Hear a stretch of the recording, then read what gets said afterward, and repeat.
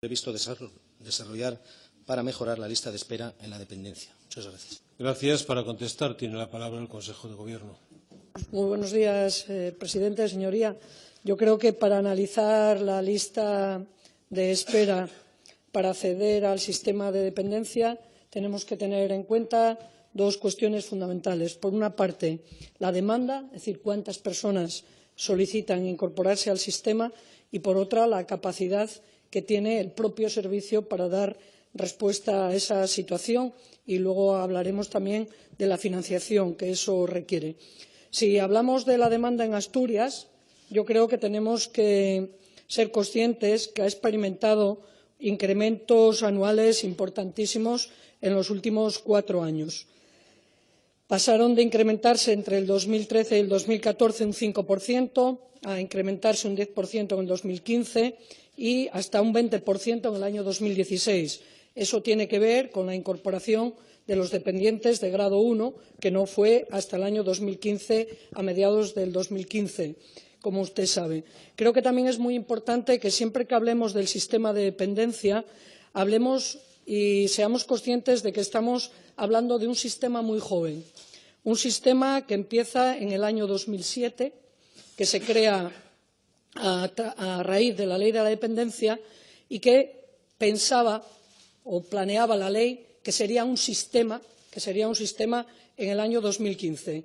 Mi valoración personal es que todavía no es un sistema en España. Todavía no hablamos las 17 comunidades autónomas el mismo lenguaje cuando hablamos del sistema de dependencia, y creo que es un reto fundamental.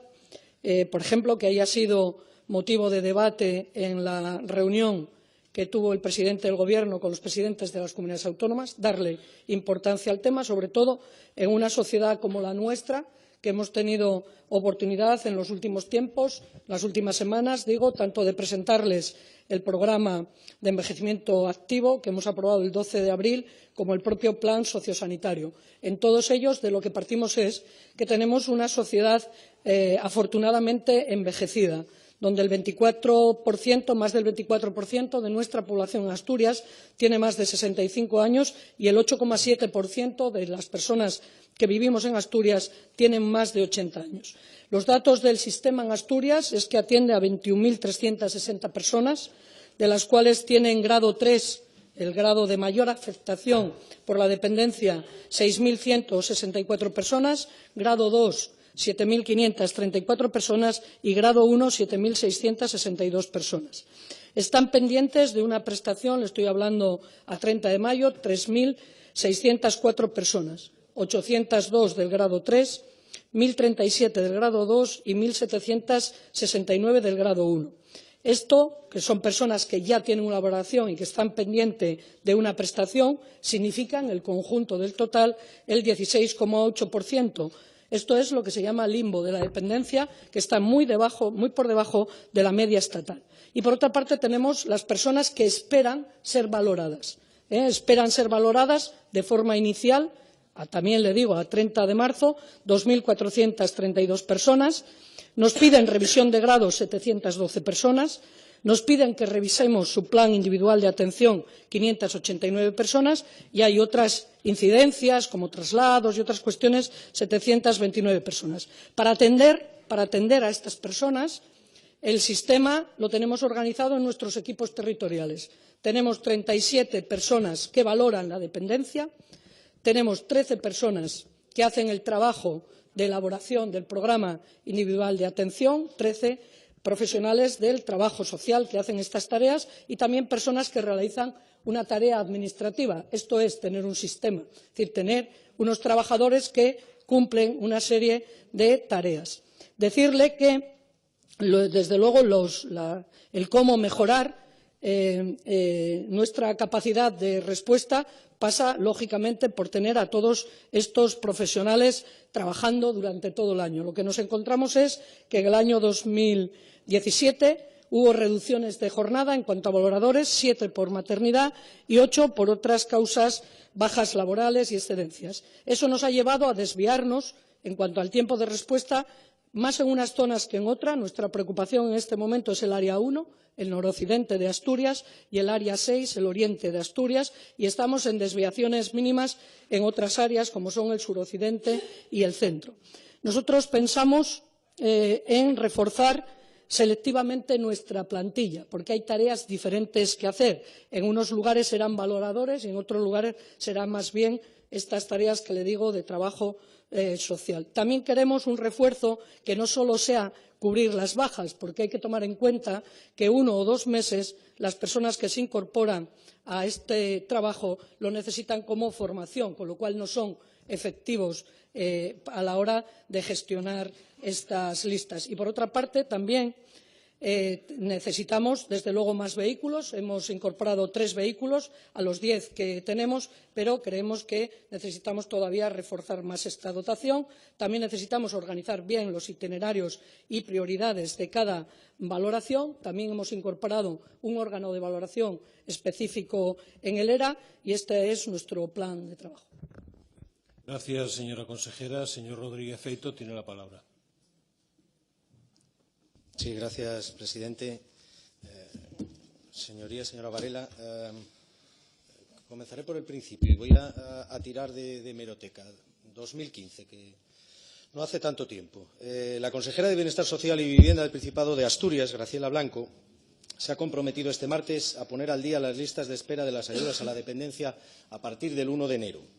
En concreto, ha asegurado en declaraciones a los medios que a partir de esta fecha, desde el Gobierno, dejarán de hablar de lista de espera para pasar a llamar a quienes soliciten las ayudas demandantes de dependencia, porque, según ha confirmado, la resolución de las solicitudes se realizará en los 6 meses que recoge la ley. Le leo esto porque después se escandalizan los socialistas cuando les digo que se ríen de todo y de todos. Si a usted le parece que esto no es una vergüenza, lo realmente grave es que esto de vender humo, de hablar por hablar, es algo recurrente para los socialistas. Ustedes no tienen ninguna intención de rebajar la lista de espera, ni de mejorarla. En el tema que nos ocupa hoy no quieren llegar a ninguna parte. Su gestión de la dependencia es un sinsentido, algo que no tiene explicación. Una cosa es el error y otra es mentir, ser irresponsables y no tener sensibilidad por las personas, que es lo que les pasa a los socialistas. Usted no está en condiciones de hablar de servicios y derechos sociales en nuestra región, señora consejera. Usted no está en perfecto estado de revista, que diría su compañero de partido, el señor Lastra. ¿Qué fuerza moral tiene para criticar al Gobierno de España con los datos de su actual gestión de la dependencia? Creo, sinceramente, señora consejera, que ninguna. Los problemas de financiación, gestión y normativa han hecho que la excepción se convirtiera en norma. La inversión anual del Principado sigue siendo recortada para pagar la nómina del salario social.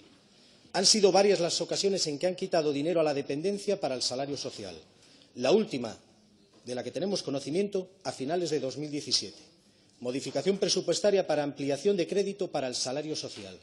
Nada más y nada menos que 4.575.000 euros. Y no hay ni qué decir que siguen repitiéndose los suspensos del Observatorio de la Dependencia, la aplicación in misericordia del baremo. Les recuerdo que más del 25% de las peticiones de las personas que les solicitan la ayuda se quedan sin ella. O podemos hablar del limbo de la dependencia, que hoy ya ha subido usted el listón ya hasta las 3.604 personas, creo recordar. Le recuerdo, por cierto, que la gestión y reconocimiento de las prestaciones del sistema de dependencia es competencia suya, señora consejera. El 13,5% de las personas dependientes de Asturias, a las que se les ha asignado un servicio o prestación en aplicación de la ley de dependencia, siguen sin recibir ninguna de ellas. Está usted, hablando claro, robando a nuestros dependientes. Y lo peor de todo es que si robaran positivo, y se lo explico, si lo que le quita la dependencia lo destinase a la creación de empleo, a formar a muchos de esos perceptores del salario social como asistentes personales, el mal sería menor. Y sería menor por partida doble, señora consejera, puesto que por una parte mejoraríamos la atención a nuestros mayores y por otra daríamos oportunidades de empleo a muchas de estas personas que, queriendo trabajar, no tienen posibilidades. Si lo que malgasta en el salario social lo dedicara a formar asistentes personales, todos ganaríamos. Invertir en asistentes personales generaría más actividad, más empleo y mejor atención. En dependencia hay una lista importante de espera. Personas a las que se les ha reconocido la prestación, pero aún no cuentan con la resolución. Desde nuestro punto de vista, los demandantes de dependencia son más de los que creemos, son más de los que aparecen en listas oficiales.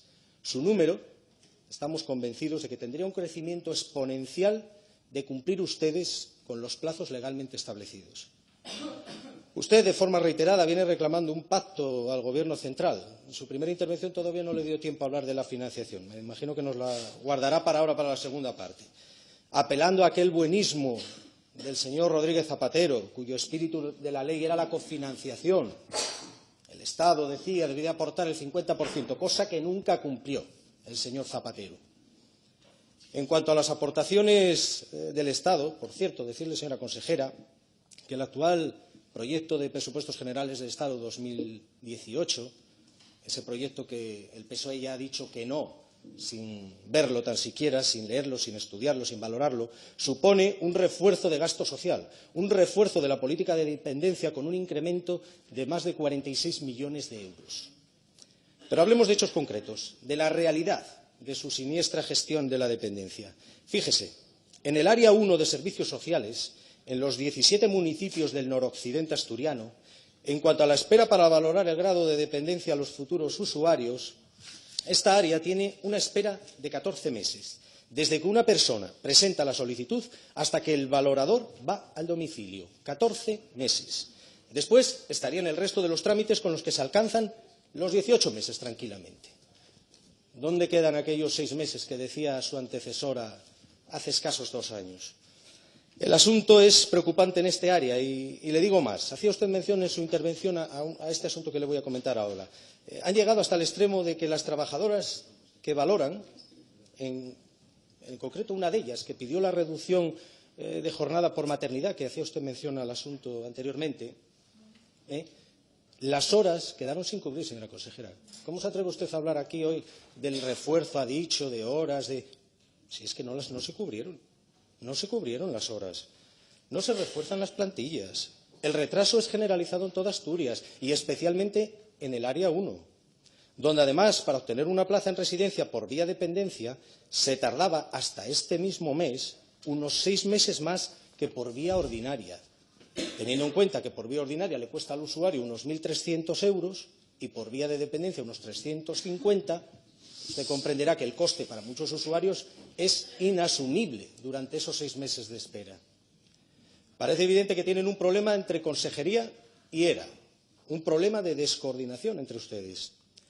Vistos los antecedentes y teniendo como tienen las competencias, no podemos estar satisfechos con la aplicación de la ley en nuestra región, donde el número de asistentes personales, figura vital, que era así como la calificaba el señor Zapatero, figura vital para facilitar la autonomía personal que pretende la ley, arroja una cifra que habla por sí sola. Un asistente personal reconocido. 1. Han recortado a la mitad, por cierto. Antes teníamos 2, ahora tenemos 1 para toda Asturias.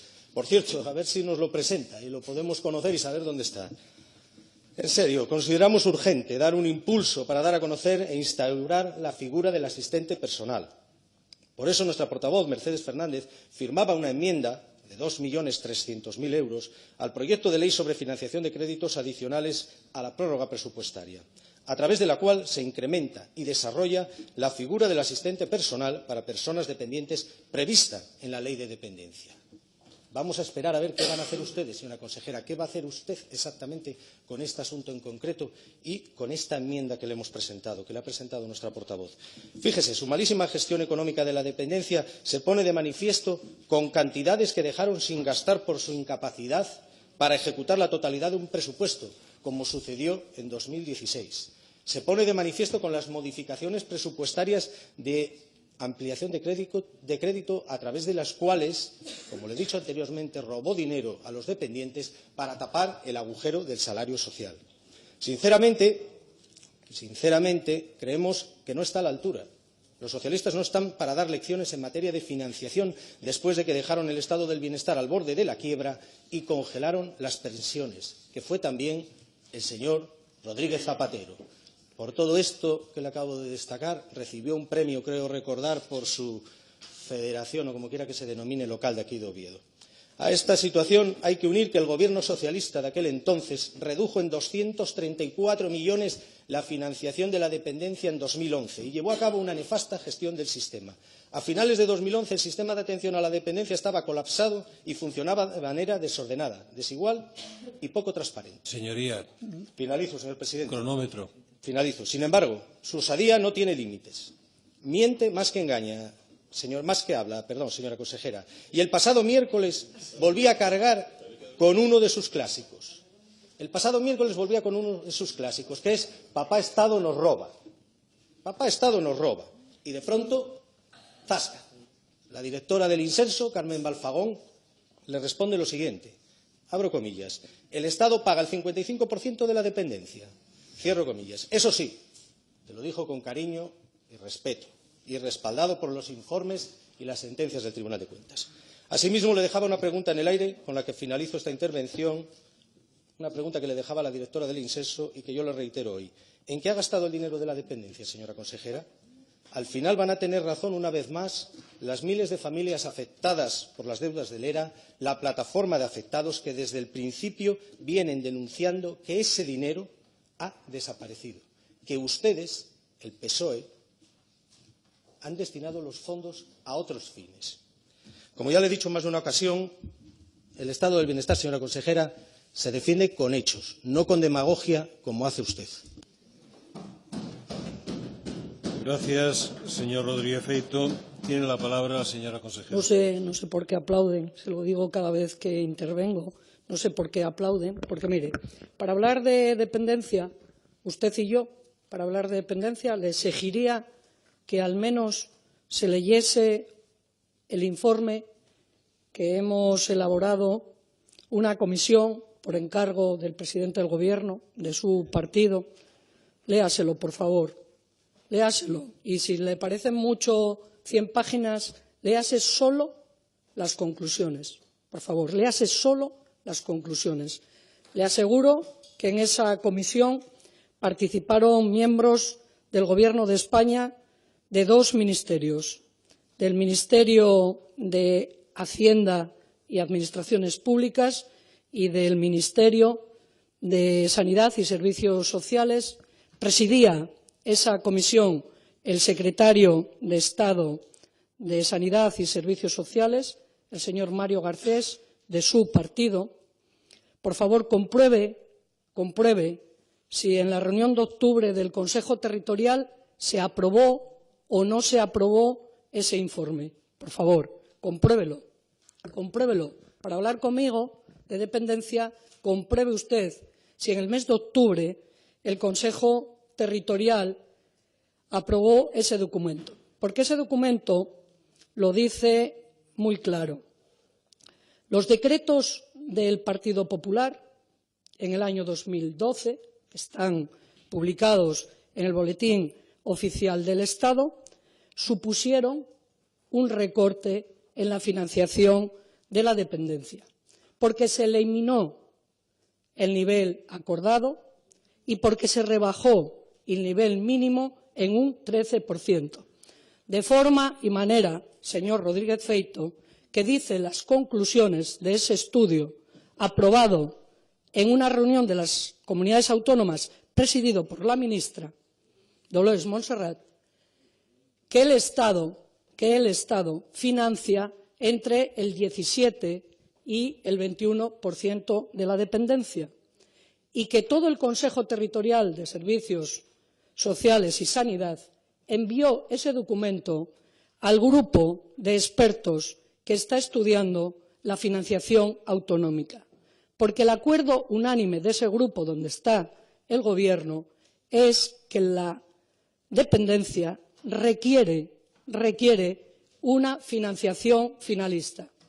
Señor Rodríguez Feito, eso es lo que yo creo que consolidaría el sistema de la dependencia, que todos supiéramos cuánto cuesta y quién lo paga.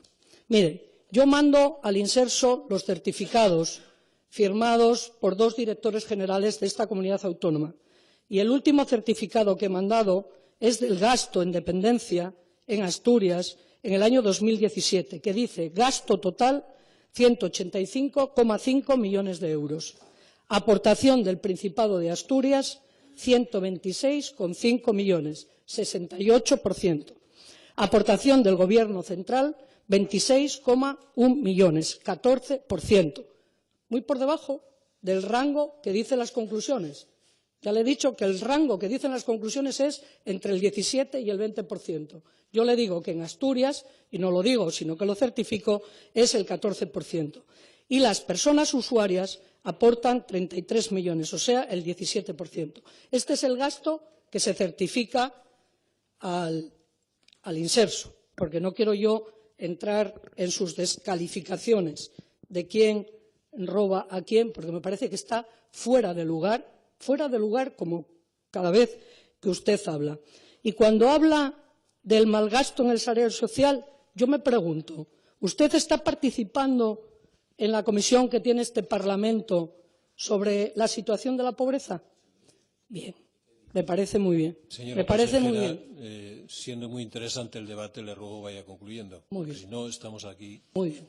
No, quisiera decir también que eso que habla el señor Rodríguez Feito de las modificaciones presupuestarias, fíjese usted de qué partida salen las modificaciones presupuestarias. Se llama prestaciones económicas en dependencia, porque nuestra opción, la opción de este Gobierno, no son las prestaciones económicas. Y en eso también somos coherentes con el estudio, que le digo que lea las conclusiones y verá cómo las conclusiones dicen que se prioricen los servicios sobre las prestaciones económicas. Y es lo que hace esta comunidad autónoma. Del conjunto de la inversión en dependencia, el 60% son servicios y el 40% son prestaciones. Y sobre la tardanza en el área 1, no solo le hablé del área 1, también le hablé del Oriente, en donde estamos fuera de esos límites, pero una cosa es muy importante. Todas las prestaciones tienen efecto retroactivo. La seguridad es que 6 meses después de la solicitud tienen efecto las prestaciones.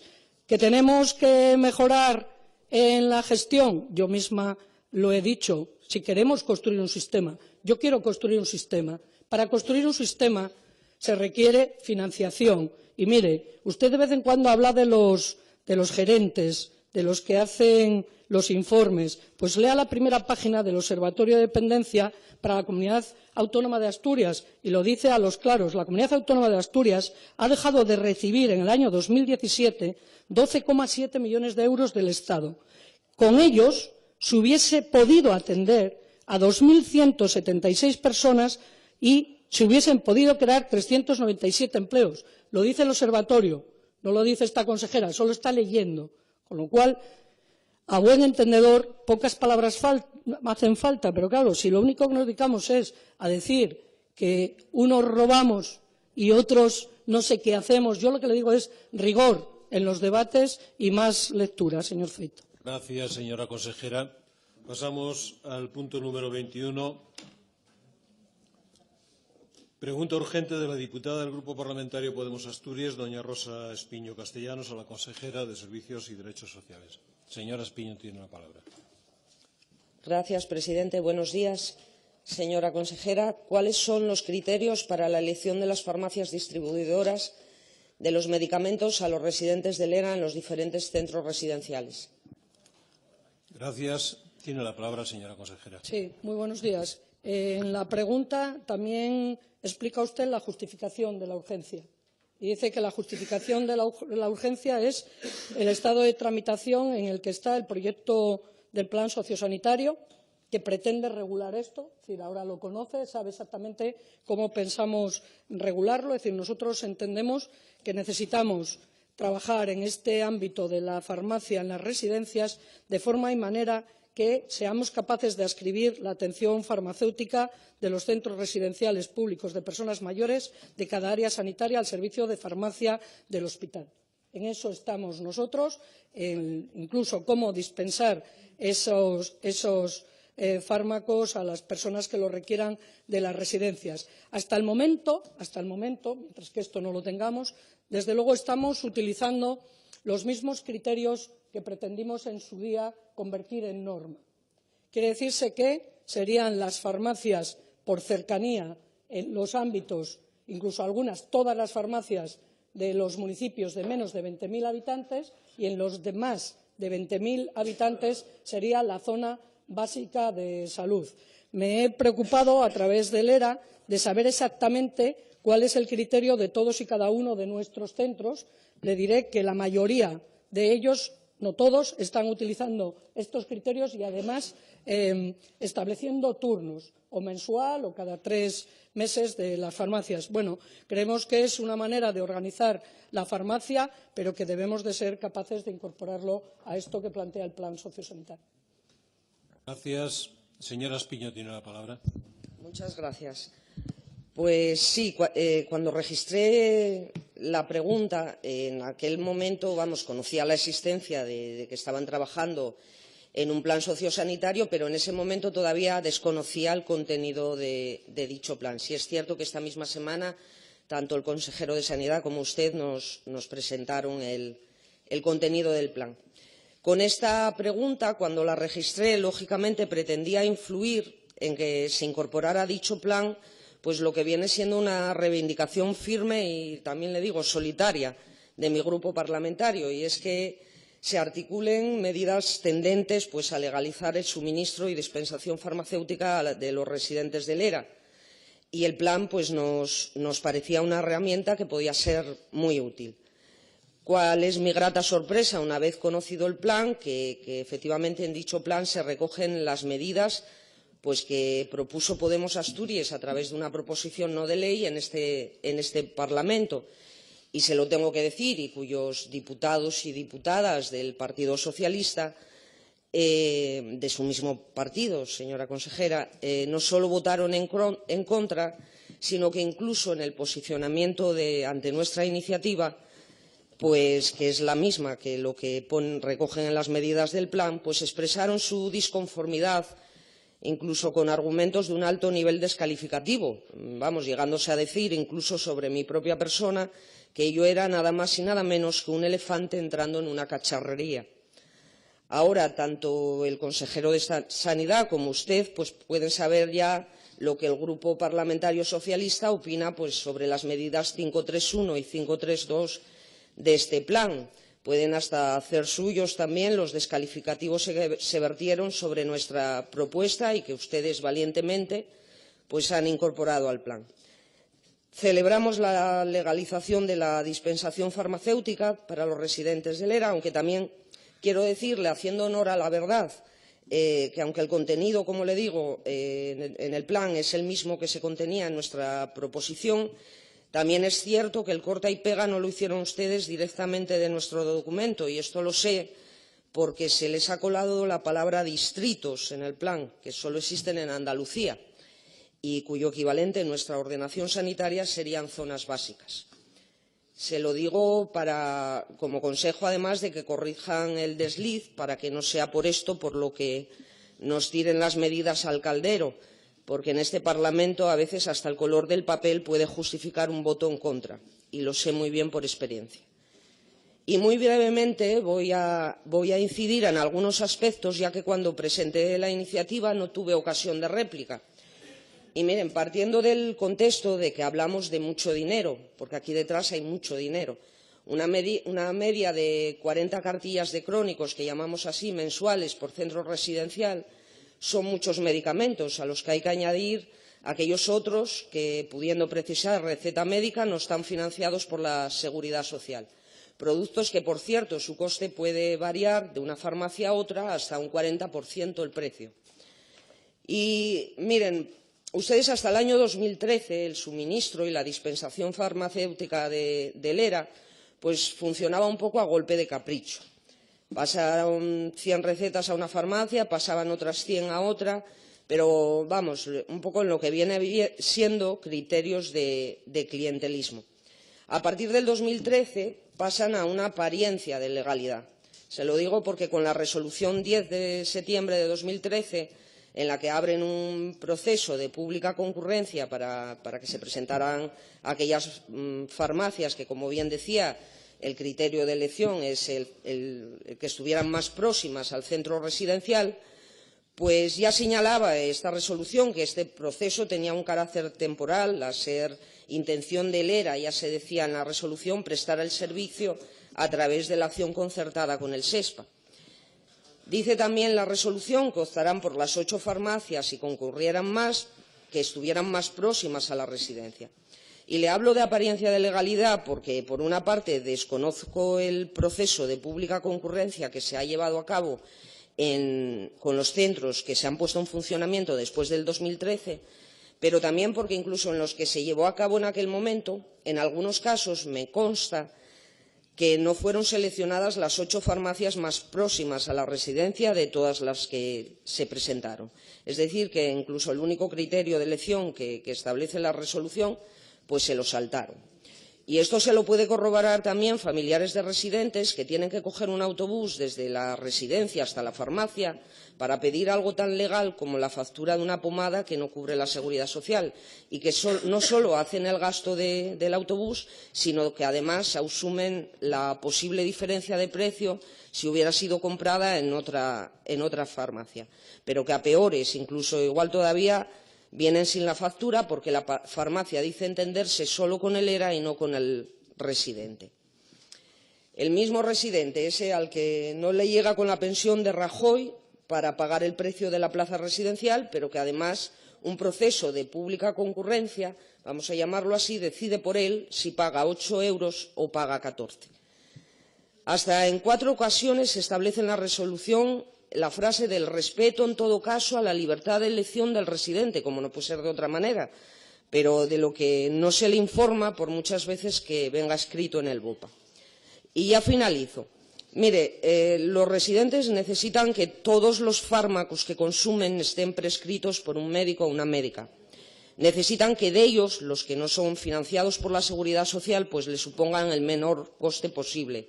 Necesitan también ser informados de sus derechos y obtener facturas de todo lo que pagan. Por su parte, los profesionales del ERA necesitan tener información y formación y protocolos de actuación de todo lo que tiene que ver pues, con suministro, con dispensación y con administración farmacéutica. Uno, para trabajar con criterios claros y seguros para todos, pero también para que puedan ellos mismos informar a los residentes y a sus familiares. Y mire, necesitamos todos y todas la máxima profilaxis en la gestión de lo público.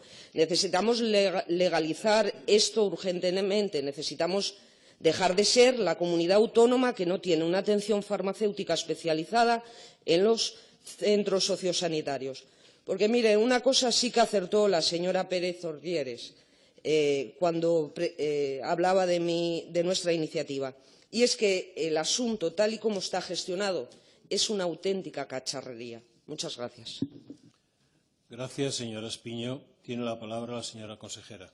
Bueno, entiendo que con lo que recoge el plan sociosanitario en la línea atención farmacéutica en centros residenciales públicos de personas mayores y cada una de las acciones, entiendo que están ustedes de acuerdo, cosa que desde luego me es muy grato escuchar. Es decir, estamos en un debate público del documento desde el día 20 de abril, creo que es hasta el 18 de mayo, y, por supuesto, recogeremos desde las correcciones de errores. Yo misma he detectado 3 o 4 errores. Por ejemplo, se dice que hay 10.000 menores beneficiarios del salario social y no, es que hay 10.000 menores que viven en unidades, bueno, y así algunas otras, pero para eso está el documento, para debatirle. Le aseguro que el documento refleja el trabajo de más de 100 personas, ya se lo explicaba, de todos,